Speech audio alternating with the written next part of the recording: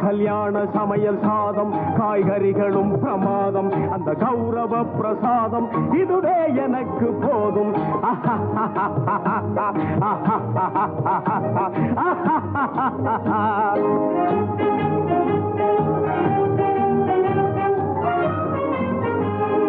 அந்தார பஜ்ஜி அங்கே சுந்தார சொஜ்ஜி இங்கே அந்தார பஜ்ஜி அங்கே சுந்தார சொஜ்ஜி இங்கே சந்தோஷம் மீறி பொங்க இதுவே எனக்கு திங்க கல்யாண சமையல் சாதம் காய்கறிகளும் பிரமாதம் அந்த கௌரவ பிரசாதம் இதுவே எனக்கு போதும்